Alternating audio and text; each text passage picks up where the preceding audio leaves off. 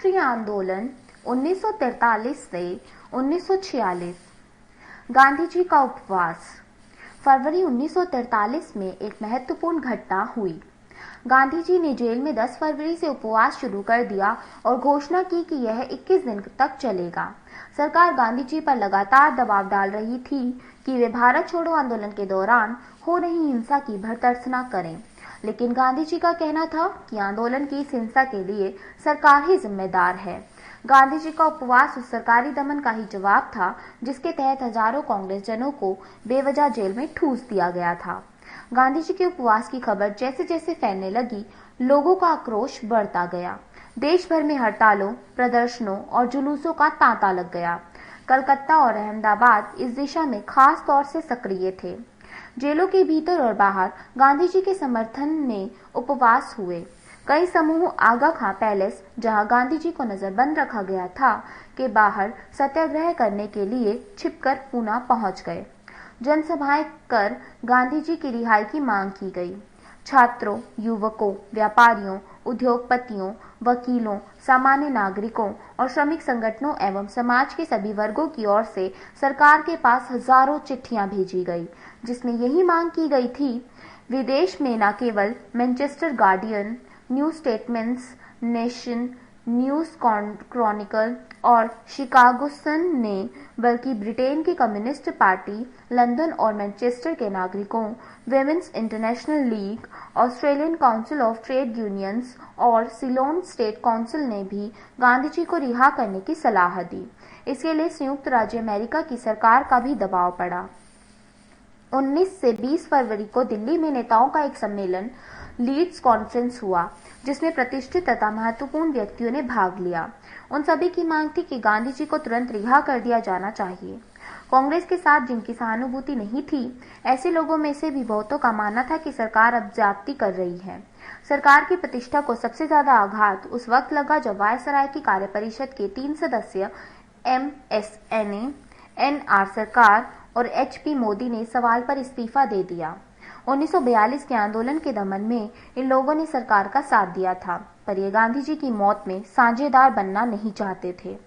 लेकिन वायसराय और उनके अफसर जरा भी विचलित नहीं हुए। ब्रिटिश प्रधानमंत्री विंस्टन चर्चिल की इस घोषणा से कि जब दुनिया में हम हर की कहीं जीत रहे हैं, ऐसे वक्त में हम एक कमबख्त बुड्ढे के सामने कैसे झुक सकते हैं जो हमेशा हमारा दुश्मन रहा है। उनका दुस्साहस काफी बढ़ता हुआ प्रतीत हुआ। पृष्ठ संख्या 869। गांधी जी की मृत्यु की उन्हें जरा भी चिंता नहीं थी। वायसराय के एक वक्तव्य से ऐसा लगता है कि वे इस संभावना के घटित होने से खुश ही होते। हमारे संचालनों के लिए भारत कहीं ज्यादा भरोसेमंद केंद्र हो जाएगा। इसके अलावा गांधी जी के न रहने पर जो वर्षों से समझौता न होने देने के लिए हर कोशिश करता रहा है, समझौते की संभावना काफी ज्यादा बढ़ जाएगी। हालात यह थे कि एक ओर तो पूरा देश गांधी जी की जान बचाने की अपील कर रहा था, तो दूसरी ओर सरकार अंतिम संस्कार की तैयारी में मशगूल थी। सेना की टुकड़ियों को किसी भी आपात स्थिति के लिए तैयार रहने को कह दिया गया था। सार्वजनिक शव यात्रा तथा गांधी जी की भस्म को ले जाने के लिए विमान की व्यवस्था हेतु उदार प्रावधान किए गए थे और सरकारी कार्यालयों में आधे दिन की छुट्टी घोषित करने की योजना थी। पर गांधी जी ने हमेशा की तरह अपने विरोधियों को मात दे दी और मरने से इनकार कर सरकार के इरादों पर पानी फेर दिया। बहरहाल गांधी के उपवास का जो उद्देश्य था वह भली भांति पूरा हुआ। इससे न केवल जनधारणा का मनोबल ऊंचा हुआ और ब्रिटिश विरोधी भावनाओं में उभार आया, बल्कि सारी दुनिया के सामने यह उजागर हो गया कि सरकारी दमन के तौर तरीके कितने कठोर हैं। सरकार 1942 के दमन का जो औचित्य साबित करना चाहती थी, वह खत्म हो गया और यह साबित हो गया कि गलती सरकार की ही है। समानांतर सरकारें। भारत छोड़ो आंदोलन की एक महत्वपूर्ण विशेषता थी कि देश के कुछ हिस्सों में समानांतर सरकारों की स्थापना। पहली ऐसी सरकार बनी बलिया में, चित्तू पांडे के नेतृत्व में। चित्तू पांडे अपने को गांधीवादी कहते थे। उनकी सरकार ने कलेक्टर से सारे अधिकार छीन लिए और सभी गिरफ्तार कांग्रेसी नेताओं को रिहा कर दिया, लेकिन उनका प्रभुत्व ज्यादा समय तक कायम नहीं रह सका। एक सप्ताह बाद जब ब्रिटिश सैनिक वहां पहुंचे तो उन्हें वहां एक भी नेता नहीं मिला। बंगाल के मिदनापुर जिले के तामलुक नामक स्थान पर 17 दिसंबर 1942 को जातीय सरकार राष्ट्रीय सरकार का गठन किया गया। उसका अस्तित्व सितंबर 1944 तक रहा। तामलुक में गांधीवादी रचनात्मक काम और जन आंदोलन काफी हुए थे। जातीय सरकार ने बड़े पैमाने पर तेजी से राहत का काम चलाया, स्कूलों को अनुदान दिए और एक सशस्त्र विद्युत वाहिनी का भी गठन किया। आपस में समझौता करने के लिए अदालतें बनाई गई और धनी लोगों का अतिरिक्त धन गरीबों में बांट दिया गया। चूंकि तामलुक की भौगोलिक स्थिति अलग थलग थी, अतः यहाँ की स्वाधीन सरकार कुछ अधिक समय तक चली। सतारा की समानांतर सरकार प्रति सरकार सबसे ज्यादा दीर्घकालिक साबित हुई। भारत छोड़ो आंदोलन की शुरुआत से ही यह क्षेत्र काफी सक्रिय रहा था। आंदोलन के पहले चरण में सरकार के स्थानीय मुख्यालयों में हजारों लोगों का जुलूस निकाला गया। इसके बाद भित्रिघात, डाकघरों पर हमला, बैंकों की लूटपाट, टेलीग्राफ के तारों को काट देने आदि का सिलसिला शुरू हुआ। वाई.बी. चौहान यहाँ के सबसे महत्वपूर्ण नेता थे। उनका अच्युत, पटवर्धन तथा अन्य भूमिगत नेताओं से भी संपर्क था, लेकिन 1942 के अंत तक लगभग 2000 लोगों को गिरफ्तार कर लिए जाने से जन आंदोलन की गति रुक गई। पृष्ठ संख्या 870। 1943 की शुरुआत से भूमिगत कार्यकर्ताओं ने अपने को पुनः संगठित करना प्रारंभ किया और लगभग 6 महीने में उनका संगठन तैयार हो गया। प्रति सरकार की स्थापना की गई। नाना पाटिल इसके महत्वपूर्ण नेताओं में से थे। इस दौर में सरकार से सहयोग करने वाले लोगों, मुखबिरों और छोटे अफसरों पर हमला किया गया और रॉबिनहुड शैली में बैंक डकैतियां डाली गई। न्यायदान मंडल या जन अदालतें शुरू की गई। शराबबंदी लागू कर दी गई तथा गांधी विवाहों का आयोजन हुआ, जिसमें कोई तड़क भड़क नहीं होती थी तथा अछूतों को भी आमंत्रित किया जाता था। गांवों में पुस्तकालय खोले गए। औध रियासत के राजा ने, जिसके राज्य का स्वाधीन संविधान स्वयं गांधी जी द्वारा तैयार किया गया था, इन सब में काफी मदद की। सतारा की प्रति सरकार 1945 तक कायम रही। आजाद हिंद फौज। आजाद हिंद फौज का ख्याल सबसे पहले मोहन सिंह के मन में मलाया में आया। वे ब्रिटेन की भारतीय सेना के अफसर थे। यह ब्रिटिश सेना पीछे हट रही थी तो मोहन सिंह जापानियों के साथ हो गए। वे जापानी भारतीयों में ब्रिटिश विरोधी भावनाएं तो भड़काते रहे, लेकिन उन्होंने भारतीयों को सैनिक स्तर पर संगठित करने के बारे में नहीं सोचा। जापानियों ने जब भारतीय युद्धबंदियों को मोहन सिंह के सुपुर्द कर दिया तो वे उनमें से लोगों को आजाद हिंद फौज में भर्ती करने लगे। सिंगापुर का जापानियों के हाथ में आना इस दृष्टि से बहुत महत्वपूर्ण था, क्योंकि इससे 45,000 लोग आजाद हिंद फौज में शामिल होने के इच्छुक हो चले थे। भारतीयों का नेतृत्व करने वाले व्यक्तियों और भारतीय सैनिक अधिकारियों के बीच विभिन्न बैठकों में यह बार बार स्पष्ट किया गया कि आजाद हिंद फौज कांग्रेस और भारतीय जनता के आह्वान पर ही हरकत में आएगी। बहुत से लोग यह भी मानते थे कि आजाद हिंद फौज के कारण दक्षिण पूर्व एशिया में जापान भारतीयों के साथ दुर्व्यवहार नहीं करेगा या भारत पर कब्जा करने के बारे में नहीं सोचेगा। भारत छोड़ो आंदोलन से आजाद हिंद फौज को भी एक नई ताकत मिली। मलया में ब्रिटिश विरोधी प्रदर्शन किए गए। 1 सितंबर 1942 को आजाद हिंद फौज की पहली डिवीजन का गठन 16,300 सैनिकों को लेकर किया गया। जापानी तब तक भारत पर हमला करने के बारे में सोचने में लगे थे और उन्होंने भारतीयों का सैनिक रूप में संगठित होना लाभप्रद प्रतीत हो रहा था। लेकिन दिसंबर 1942 के आते आते आजाद हिंद फौज की भूमिका के बारे में जापानियों और भारतीयों अधिकारियों में गहरे मतभेद पैदा हो गए थे। मोहन सिंह और निरंजन सिंह गिल को गिरफ्तार कर लिया गया। दरअसल जापानी चाहते थे कि भारतीय फौज 2000 सैनिकों की हो, यानी प्रतीकात्मक हो, जबकि मोहन सिंह का लक्ष्य 2 लाख सिपाहियों का था। आजाद हिंद फौज का दूसरा चरण उस वक्त शुरू हुआ जब सुभाष चंद्र बोस को जर्मन और जापानी पनडुब्बियों द्वारा 2 जुलाई 1943 को सिंगापुर लाया गया। वहां से वे टोक्यो गए और उसके बाद ही जापान के प्रधानमंत्री तोजो ने घोषणा की कि जापान भारत पर कब्जा करना नहीं चाहता। बोस सिंगापुर लौट गए और वहां उन्होंने 21 अक्टूबर 1943 को स्वाधीन भारत की सरकार गठित की। पृष्ठ 871। जन उत्साह की वापसी। जून 1945 के मध्य में जब कांग्रेसी नेता विभिन्न जेलों से बाहर निकले तो उन्हें उम्मीद थी कि उनके सामने एक ऐसी जनता होगी जिसका मनोबल टूट चुका होगा। 1942 के दमन ने जिसे एकदम खामोश कर दिया गया होगा तथा युद्धकालीन बर्बादी ने जिसे ध्वस्त कर दिया होगा, लेकिन यह देखकर उनके आश्चर्य का ठिकाना नहीं रहा कि उनके स्वागत के लिए लोग पलक पावड़े बिछाए खड़े थे।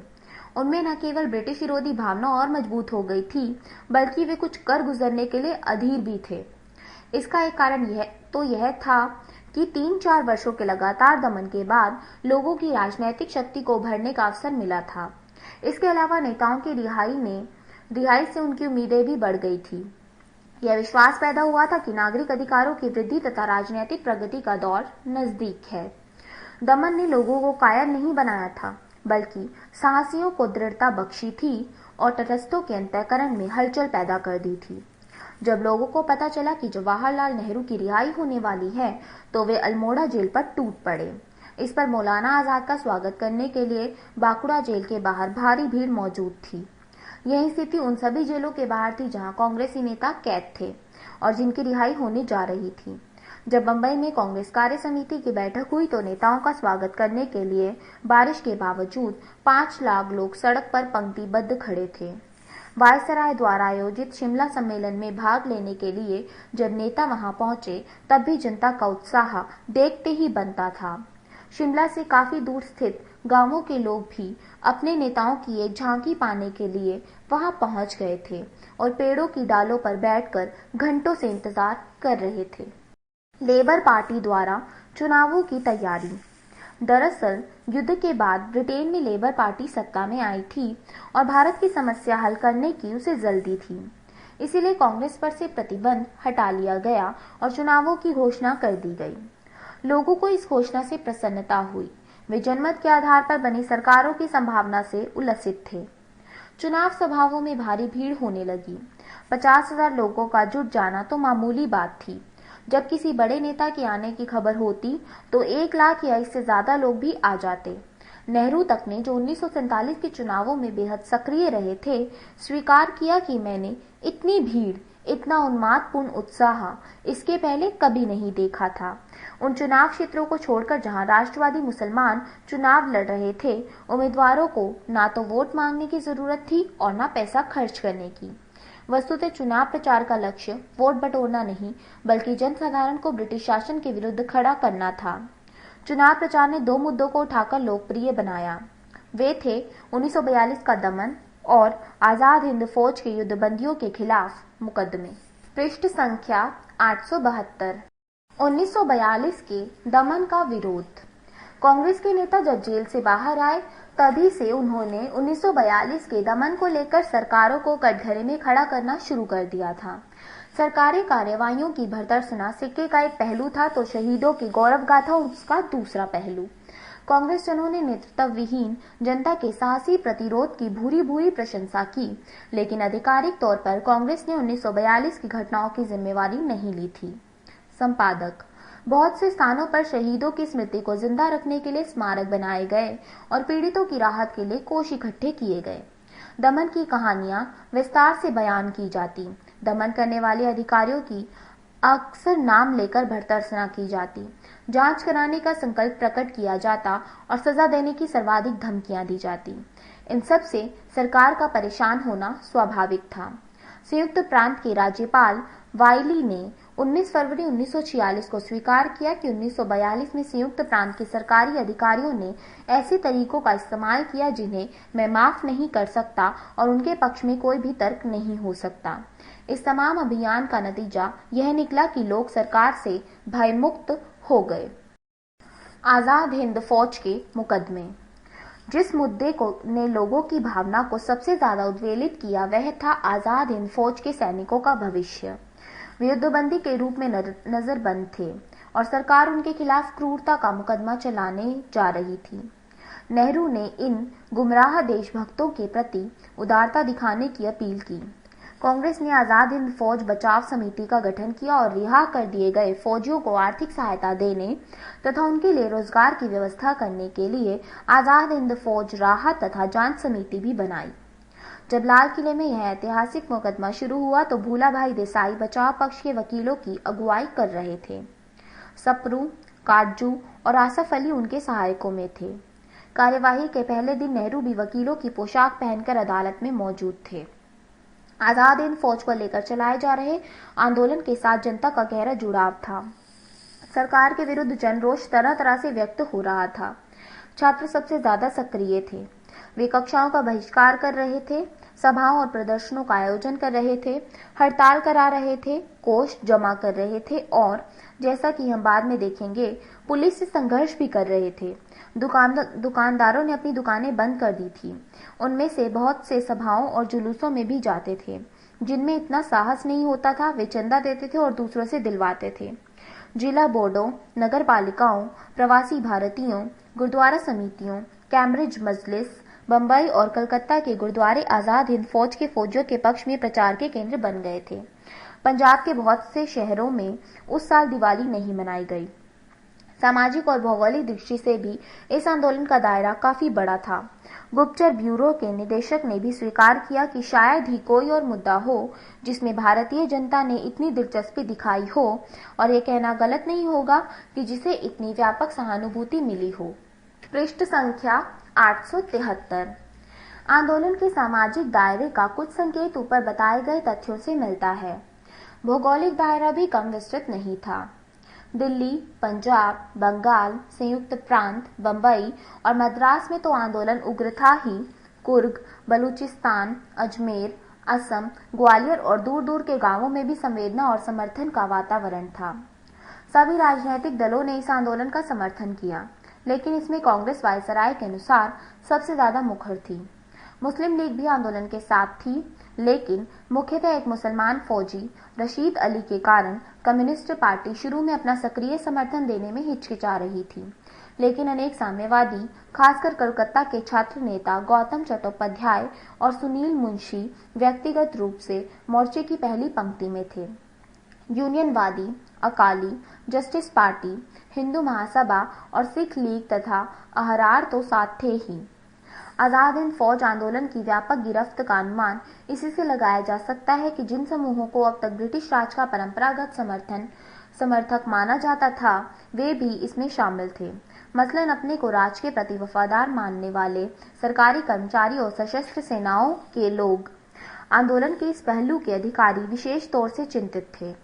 उत्तर पश्चिमी सीमा प्रांत के राज्यपाल कनिंघम ने वायसराय को चेतावनी दी कि ब्रिटिश विरोधी शिविर में शामिल होने वाले अच्छे भले लोगों की संख्या रोज बरोज बढ़ती जा रही है। गुप्तचर ब्यूरो के निदेशक ने भी सरकार को चेतावनी दी कि आजाद हिंद फौज के प्रति संवेदना सिर्फ उन्हीं लोगों तक सीमित नहीं है जो आमतौर पर सरकार के खिलाफ हैं। उनका मानना था कि आजाद हिंद फौज के लोग आमतौर पर उन्हीं परिवारों से आए हैं जो पीढ़ियों से सरकार के प्रति वफादार रहे हैं। केपी सहगल पंजाब के उच्च न्यायालय के भूतपूर्व न्यायाधीश दीवान अछरू राम के बेटे थे। सरकारवादियों और उदारवादियों दोनों ने सरकार से अपील की कि वह भारत और ब्रिटेन के अच्छे संबंधों को बनाए रखने के लिए ये मुकदमे उठा ले।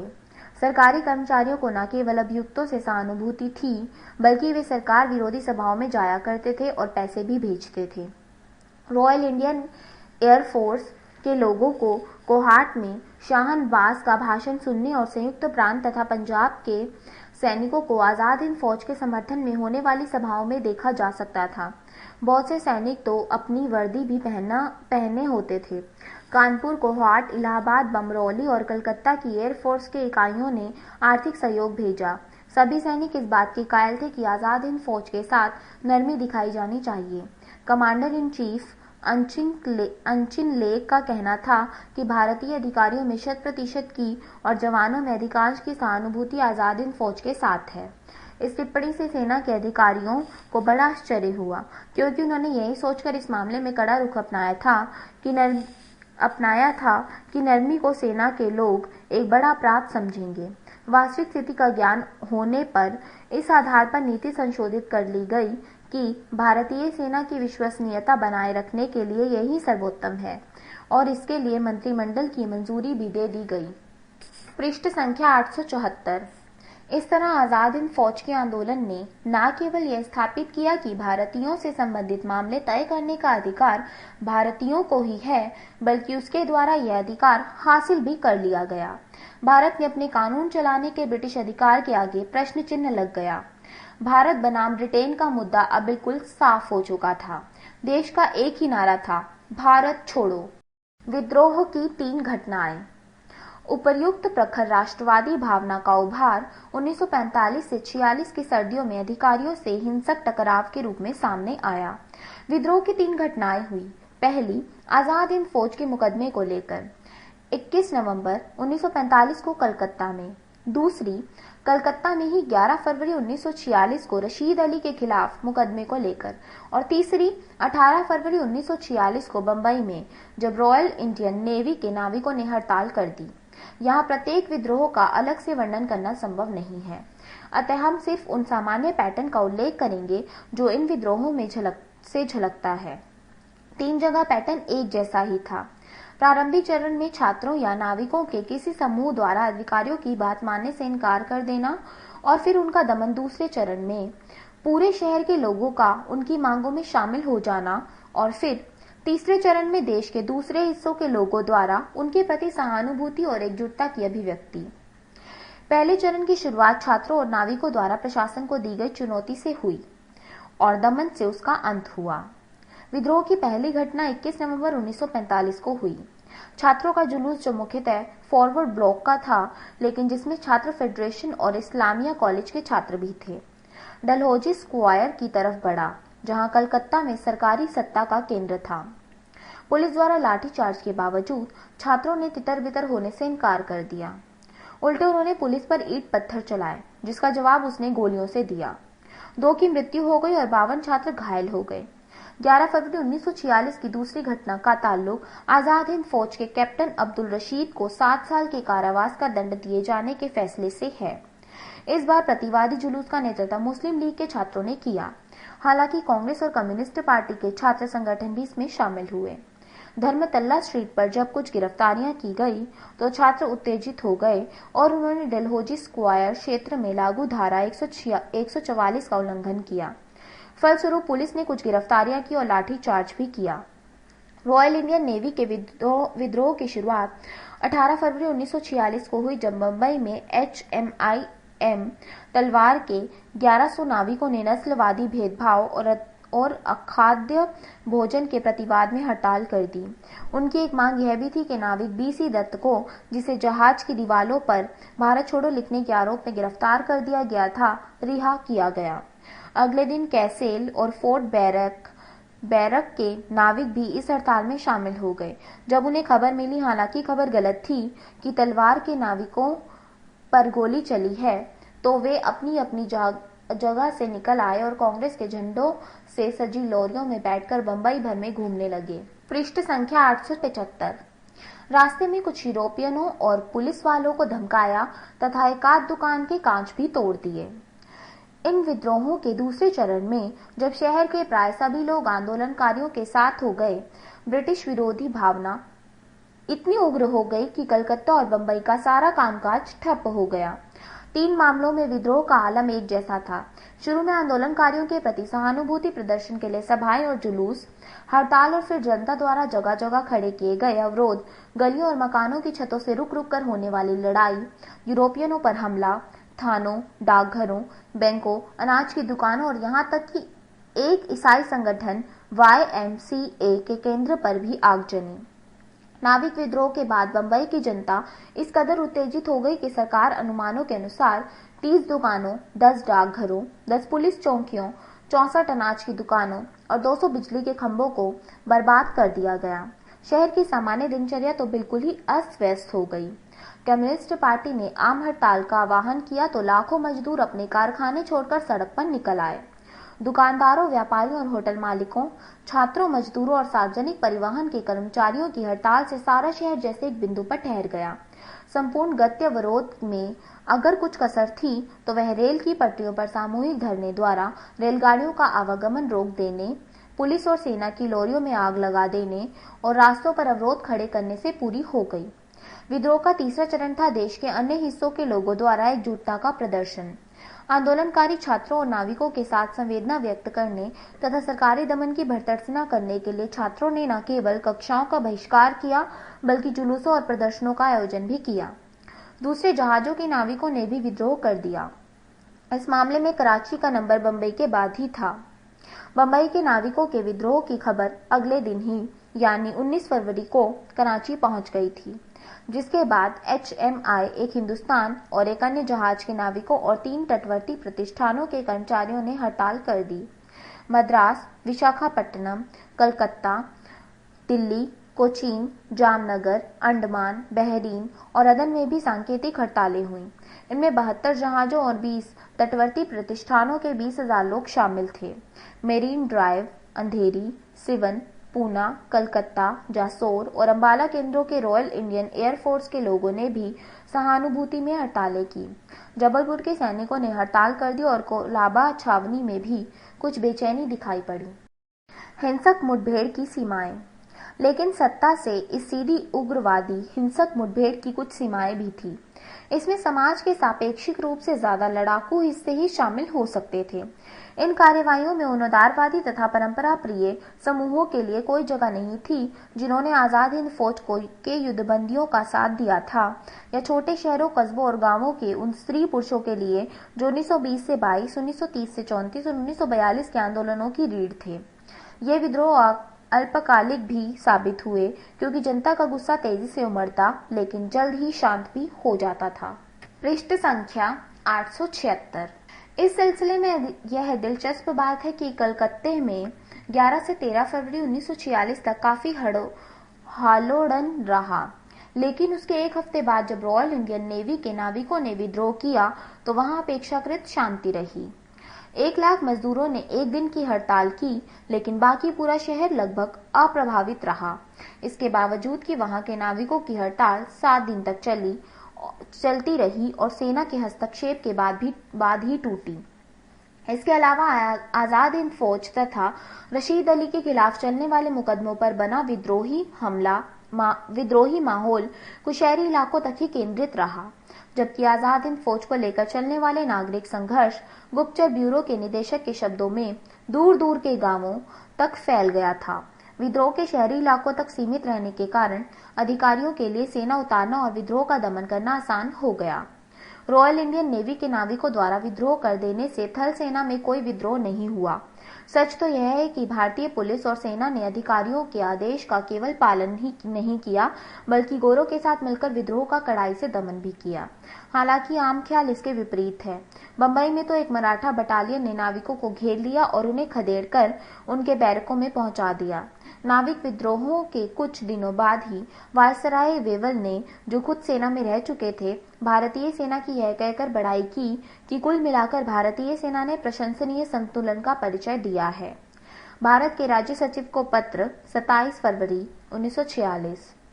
इन विद्रोहों के सिलसिले में एक महत्वपूर्ण तथ्य यह भी उभर कर आया कि 1946 की शुरुआत तक यद्यपि नौकरशाही और सेना ने काफी अस्थिरता आ गई थी, फिर भी दमन करने की ब्रिटिश क्षमता अक्षुण्ण थी और उसके कठोर इस्तेमाल का इरादा भी बना हुआ था।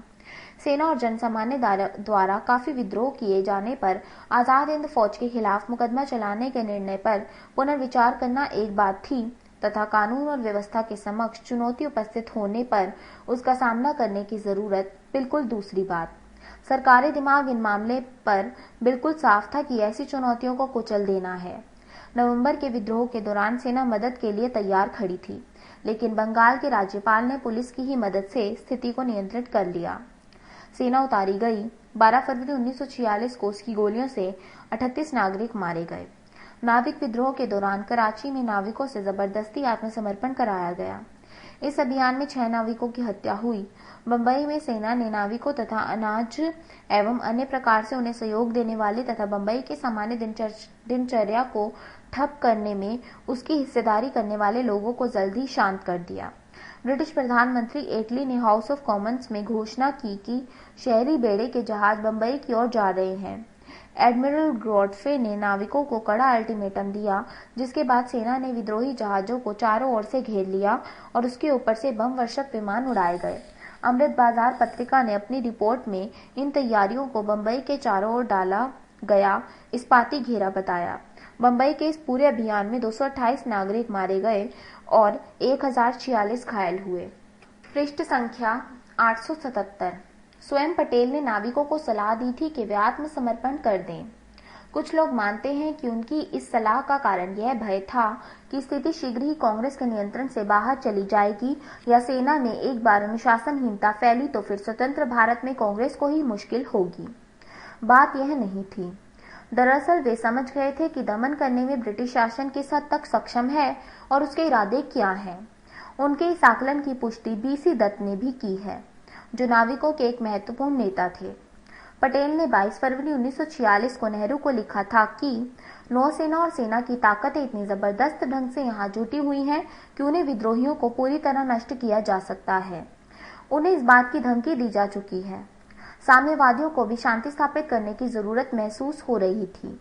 कांग्रेस जनों के साथ साथ उन्होंने भी न केवल नवंबर 1945 में बल्कि फरवरी 1946 में भी कलकत्ता के लोगों को सलाह दी थी कि वे शांति बनाए रखें। कराची के नाविक विद्रोह के दौरान कम्युनिस्ट पार्टी और कांग्रेस दोनों की गाड़ियां शांति स्थापित करने के लिए शहर में घूम रही थी। इन विद्रोहों के दौरान जो सांप्रदायिक एकता दिखाई पड़ी उसकी भी सीमाएं थी।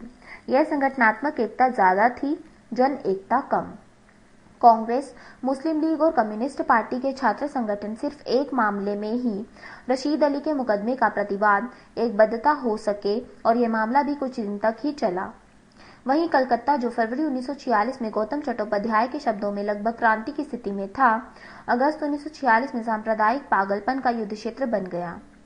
नाविक विद्रोह के दौरान जो सांप्रदायिक एकता दिखाई पड़ी वह भी बहुत कमजोर साबित हुई। यद्यपि कांग्रेस, लीग और कम्युनिस्ट पार्टी के झंडे जहाजों के मस्तूलों पर साथ साथ फहराए गए थे, पर भविष्य की कार्रवाई के बारे में सलाह लेने के लिए मुसलमान नाविक लीग के नेताओं के पास जाया करते थे, जबकि दूसरे नाविक कांग्रेस नेताओं के पास, जिन्ना ने भी आत्मसमर्पण की सलाह दी, किंतु यह सलाह सिर्फ मुसलमान नाविकों के लिए थी और उन्होंने इसका पालन भी किया। यह विचार कि 1945 से 46 के संघर्ष के दौरान पैदा हुई सांप्रदायिक एकता को मजबूत किया जाता तो भारत विभाजन को टाला जा सकता था, महज खाम ख्याली है। यथार्थ से इसका कोई संबंध नहीं है। इन तमाम सीमाओं के बावजूद इसमें कोई संदेह नहीं कि ये विद्रोह कई दृष्टियों से महत्वपूर्ण रहे। इनके द्वारा जनता के लड़ाकूपन की समर्थ्य अभिव्यक्ति हुई। जो भी कार्यवाही हुई सोच समझकर नहीं हुई, पर यह साफ दिखाई पड़ता है कि जनता निर्भीक है। लोग जिस तरह पुलिस की गोली से बचने के लिए पीछे हट जाते लेकिन फिर अपनी जगह पर आकर डट जाते, उसकी बंगाल के राज्यपाल ने भी अनिच्छा से ही तारीफ की। नौसेना का विद्रोह अब भी जनश्रुति बना हुआ था। उन दिनों तो जनचेतना पर इसका बहुत ही नाटकीय असर पड़ा था। सेना में भी विद्रोह हो गया, भले ही उसका शीघ्र ही दमन कर दिया गया हो। इस बात ने लोगों के दिमाग को और ज्यादा भयमुक्त कर दिया। जब लोग भारत में ब्रिटिश शासन के अंतिम दिनों में संस्मरण सुनाते हैं तो उनकी स्मृति में नौसेना का विद्रोह एक ऐसी घटना के रूप में झिलमिलाता है जो ब्रिटिश शासन के अंत का लगभग वैसा ही प्रतीक है जैसा स्वतंत्रता दिवस 1947। पृष्ठ संख्या 878। लेकिन यथार्थ यह था कि ब्रिटिश शासन को विद्रोह की गंभीरता का अच्छी तरह पता था और जैसा कि हम देख चुके हैं, उसका दमन करने की अपनी क्षमता के बारे में भी वे आश्वस्त थे। अन्य जन आंदोलन का एक तीसरा अलग तरह का सिलसिला भी था, जो 1945 से 46 की साम्राज्यवाद विरोधी लहर का विस्तार नहीं था।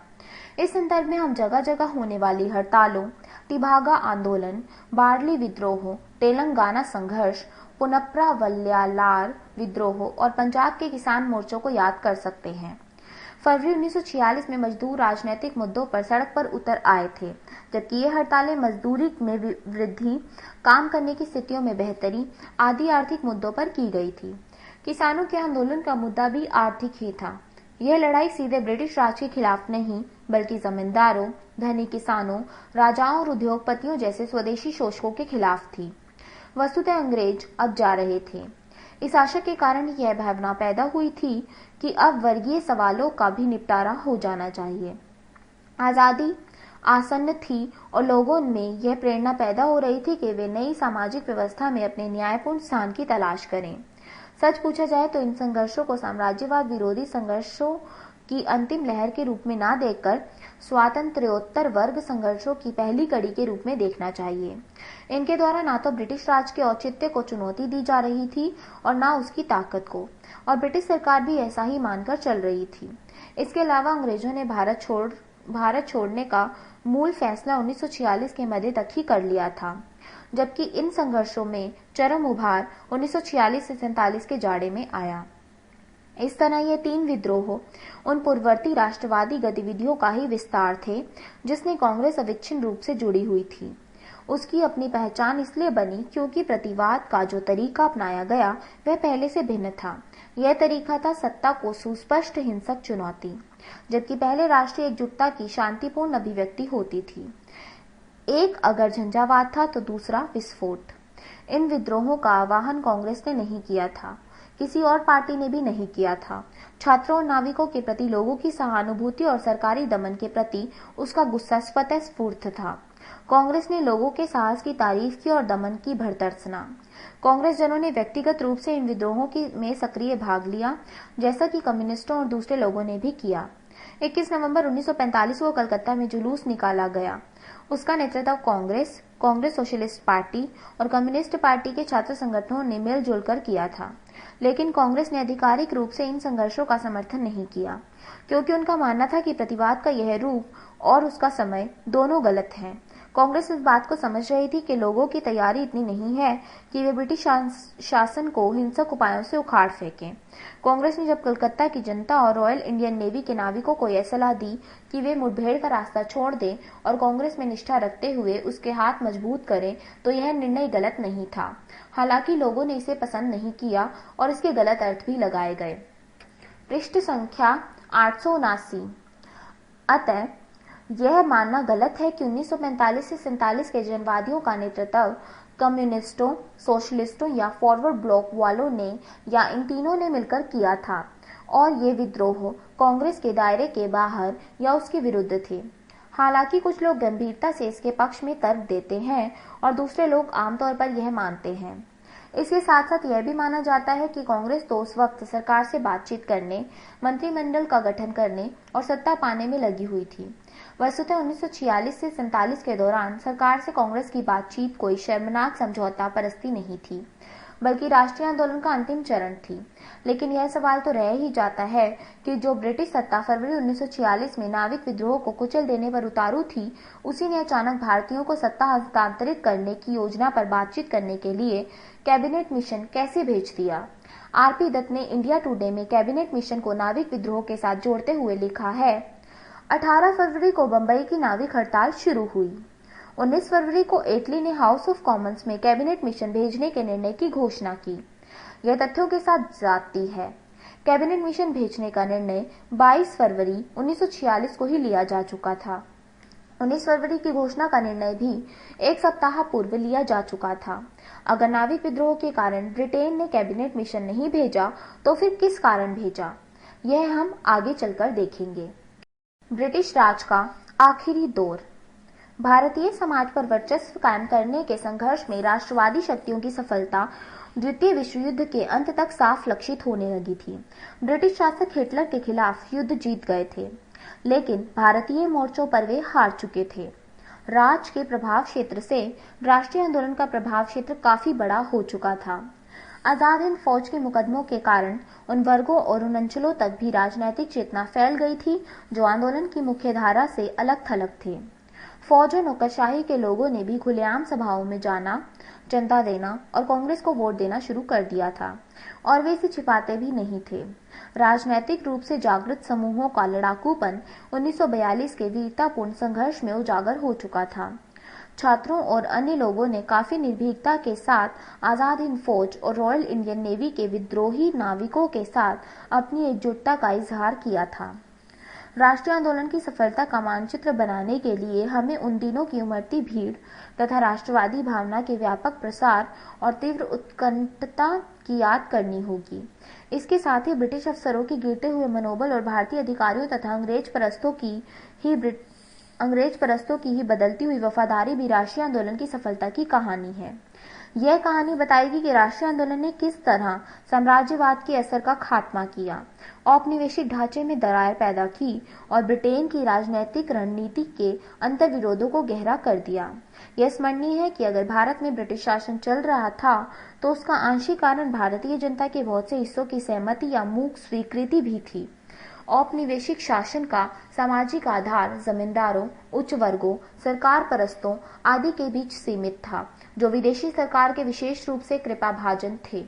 पृष्ठ संख्या 880। ये वे लोग थे जो प्रशासन चलाते थे।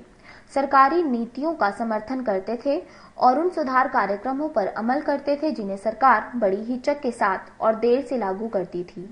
राज का कास्ट प्रतिष्ठा से चलता था और इस प्रतिष्ठा का मूर्त रूप था जिलाधिकारी, जो इंडियन सिविल सर्विस (ICS) का अंग होता था।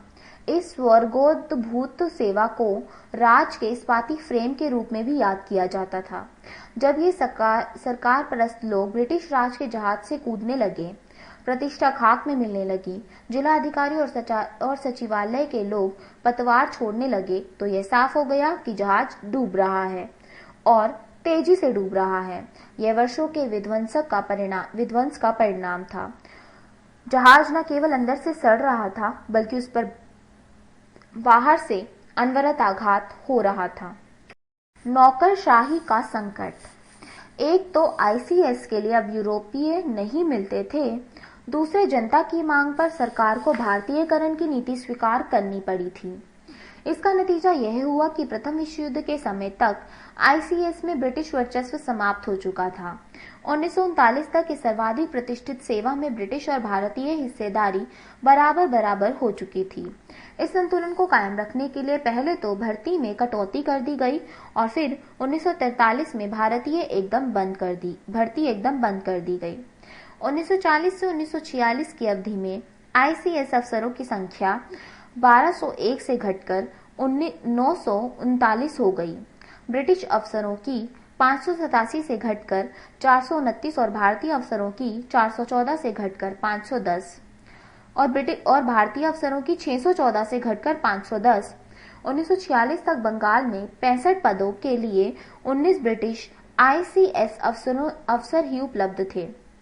इसके अलावा ICS में उन अभिजात परिवारों के ऑक्सफोर्ड और कैम्ब्रिज में शिक्षित युवक अब नहीं आ रहे थे जिनके पूर्वज भारत में शासन कर चुके थे और जो यह मानते थे कि भारत के शिशु मानसिकता वाले लोगों पर शासन करना इंग्लैंड की नियति है। उनका स्थान ग्रामर स्कूल और पॉलिटेक्निक के लड़के लेते जा रहे थे, जिनके लिए राज की सेवा मिशन नहीं जीविका थी। युद्ध के कारण भी समस्या जटिल हो गई थी। 1945 तक ब्रिटेन के लोग युद्ध से थक चुके थे और लंबी अवधियों तक देश से दूर रहने के कारण उनका उत्साह मंद पड़ने लगा था। मुद्रास्फीति के कारण आर्थिक चिंताएं भी सताने लगी थी। बहुत से लोगों की सेवानिवृत्त होने की तारीख करीब आ रही थी और जो बचे थे उनके बारे में माना जाता था कि वे समय से पहले ही सेवानिवृत्त हो जाना पसंद करेंगे। इस तरह 1945 तक नौकरशाही संख्या और मनोबल दोनों ही दृष्टियों से कमजोर हो चुकी थी, लेकिन मनोबल में गिरावट संख्या की कमी से ज्यादा घातक सिद्ध हुई। राष्ट्रवाद का मुकाबला करने के लिए ब्रिटिश सत्ता ने जो रणनीति अपनाई थी, उसके अंतर्विरोधों ने ICS अफसर वर्ग और राज्य को सबसे ज्यादा कमजोर कर दिया। अंग्रेज समझौते और दमन दोनों रास्तों पर चल रहे थे। एक और 1942 के क्रिप्स प्रस्तावों के बाद अब वे और क्या दे सकते थे सिवाय आजादी के। दूसरी ओर 1942 के क्रूर दमन ने उदारवादियों तथा सरकार परस्तों दोनों की संवेदना को आहत कर दिया था। फरवरी से मार्च 1943 में अपने 21 दिन के उपवास के दौरान गांधी जी मृत्यु के करीब पहुंच गए लगते थे, फिर भी सरकार ने उन्हें रिहा करने से इनकार कर दिया था। इससे भी लोग मर्माहत हुए थे। आजाद हिंद फौज के युद्धबंदियों को मुक्त कर देने की अपील उदारवादियों और सरकार परस्तों दोनों ने की थी। पृष्ठ संख्या 881। लेकिन सरकार मुकदमा चलाने के अपने फैसले पर अडिग रही।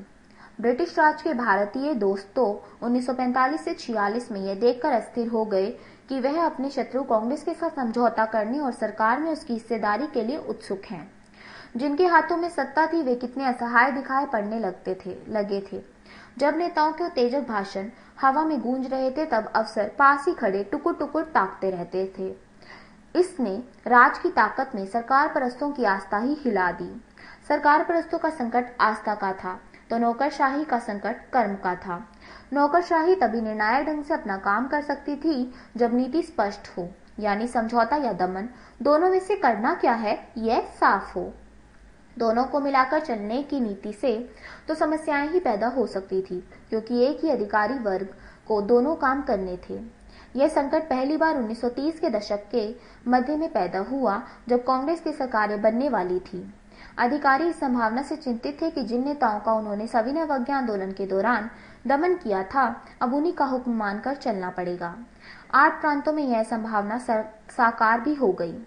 संवैधानिक संघर्ष ने भी नौकरशाही के मनोबल को उतना ही गिराया जितना उसके पहले के जन आंदोलन ने। हालांकि इसका एहसास कम ही दिखाई पड़ता है। सामूहिक अहिंसक कार्यवाहियों द्वारा सत्ता का भय खत्म हो रहा था, तो कांग्रेस राज के कारण लोगों ने आत्मविश्वास का संचार भी हो रहा था। मद्रास के ब्रिटिश मुख्य सचिव भी खादी पहनने लगे थे और बंबई के राजस्व सचिव, जो ब्रिटेन के थे, जब राजस्व मंत्री मोरारजी देसाई के साथ यात्रा पर होते तो गाड़ी रुकने पर अपने पहले दर्जे के डिब्बे से निकलकर देसाई के तीसरे दर्जे के डिब्बे की ओर भागते, ताकि मंत्री महोदय को इंतजार न करना पड़े। भारतीय अधिकारियों में ब्रिटिश सत्ता के प्रति अवज्ञा तो नहीं दिखाई पड़ रही थी, लेकिन पहले जहां वे सरकार के प्रति अपनी वफादारी का प्रदर्शन खुलेआम करते थे, वहीं अब अपनी देशभक्ति का प्रदर्शन करने लगे थे। प्रांत में कांग्रेसी सरकारों का सबसे महत्वपूर्ण परिणाम हुआ कि भविष्य में कांग्रेस आंदोलनों का सामना करते समय अधिकारियों के ध्यान में अब यह रहने लगा कि कांग्रेस के फिर सत्ता में आने की संभावना है। सरकार के निर्देशों का कहीं भी उल्लंघन नहीं हुआ, परंतु संयुक्त प्रांत और बिहार में कहीं कहीं व्यक्तिगत सत्याग्रह और 1942 के आंदोलन के विरुद्ध अधिकारियों ने अनमने मन से कार्रवाई की। लेकिन 1942 में साधारणतः दमन की कड़ी नीति अपनाई गई और इसका परिणाम युद्ध की समाप्ति पर सामने आया, जब कांग्रेस नेता रिहा हुए और यह आशा थी कि वे प्रांतीय सरकारें संभालेंगे। दमन और समझौते की नीतियां आपस में उलझ गई। जब कांग्रेस के नेताओं ने जांच की मांग उठाई, बदला लेने की धमकियां दी और सरकार खामोश देखती रही, तो अधिकारियों का मनोबल गिर गया। सरकार का कहना था कि चुनाव अभियान के दौरान यथासंभव आजादी देना आवश्यक था। पृष्ठ संख्या 882। अधिकारियों को आशंका थी कि कांग्रेस के दबाव के आगे सरकार झुक जाएगी और भूतपूर्व वायसराय लॉर्ड लिनलिथगो के किसी प्रकार की जांच न होने देने के आश्वासन पर अमल नहीं होगा। वायसराय लॉर्ड वेवल ने भी स्वीकार किया कि प्रांतीय सरकारों की स्थापना से जो समस्याएं खड़ी हुई थी, उनमें सबसे जटिल जांच की ही समस्या थी। वस्तुतः युद्ध के अंत तक उन अधिकारियों और नीति निर्माताओं के समक्ष भविष्य की दिशा स्पष्ट हो चुकी थी, जो सत्ता के गत्यात्मक चरित्र को समझते थे। सेना के लोगों द्वारा ही आजाद हिंद फौज के सैनिकों के प्रति नरमी की मांग और नौसेना के एक वर्ग में विद्रोह की घटनाओं से ही दूरदृष्टि वाले अधिकारियों ने समझ लिया था कि इस बार जो तूफान उठा है वह बिना किसी बड़ी उथल पुथल के थमने वाला नहीं है। जिन्हें ब्रिटिश सत्ता में कुछ ज्यादा ही विश्वास था, उनकी आंखें खोलने के लिए तो शायद पूर्ण विद्रोह की ही जरूरत थी। शासन का ढांचा अभी बरकरार था, लेकिन यह भय जरूर पैदा हो गया था कि यदि कांग्रेस ने चुनाव के बाद 1942 की तरह का जन आंदोलन फिर छेड़ा, तो नौकरशाही और फौज भरोसेमंद नहीं भी साबित हो सकती है और प्रांतीय सरकारें इस आंदोलन को रोकेंगी नहीं, बल्कि उसमें मदद ही करेंगी। वायसराय के शब्दों में, हम अब भी शायद आंदोलन का दमन कर लेंगे, लेकिन कठिनाई यह है कि इसके लिए अफसरों का सहारा लेना होगा और सक्षम अफसर अवश्य संख्या में मौजूद नहीं है। भारत के राज्य सचिव को पत्र 27 दिसंबर 1945। एक बार जब यह बात मान ली गई कि ब्रिटिश सत्ता पुराने ढंग से ज्यादा दिन तक कायम नहीं रह सकती, तो फिर ब्रिटिश नीति निर्माताओं का लक्ष्य यही हो गया कि सत्ता के हस्तांतरण का स्वरूप तथा आजादी के बाद भारत और ब्रिटेन का रिश्ता क्या रहेगा, इस बारे में समझौता कर सम्मानपूर्वक भारत छोड़ दिया जाए। उनके सामने दूसरा विकल्प यह था कि वे ब्रिटिश राज के तौर तरीके बदलें, सख्ती तथा स्वेच्छाचारिता से काम लें और इस तरह 15-20 साल तक हुकूमत करते रहें। लेकिन इस विकल्प को अव्यवहारिक मानकर त्याग दिया गया। ना तो लेबर पार्टी, जो उस वक्त ब्रिटेन में सत्तारूढ़ थी, के कार्यकर्ताओं को यह विकल्प मंजूर होता और न ब्रिटिश और अमेरिकी जनमत को। इसके अलावा स्वेच्छाचारी शासन चलाने के लिए ब्रिटिश सैनिक भी उपलब्ध नहीं थे। इस सब के बावजूद यह रास्ता अपनाया भी जाता तो 15-20 साल के बाद क्या होता? अंग्रेजों को बेइज्जत होकर भारत छोड़ना पड़ता और भारत ब्रिटेन रिश्तों में कड़वाहट आ जाती। ब्रिटिश सरकार के सामने यह स्पष्ट था कि भविष्य के अच्छे संबंधों के लिए और संभावित जन आंदोलन की आशंका समाप्त करने के लिए समझौते से बचा नहीं जा सकता। रियायतें ऐसी होनी चाहिए जो कांग्रेस की मूल मांगों की पूर्ति कर सकें, क्योंकि ब्रिटिश सरकार समझौते की असफलता बर्दाश्त नहीं कर सकती थी। कांग्रेस की मांग थी, भारत छोड़ो।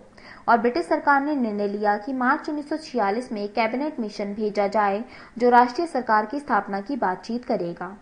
मिशन का उद्देश्य शक्ति हस्तांतरण की कार्यप्रणाली का प्रबंध करना भी था।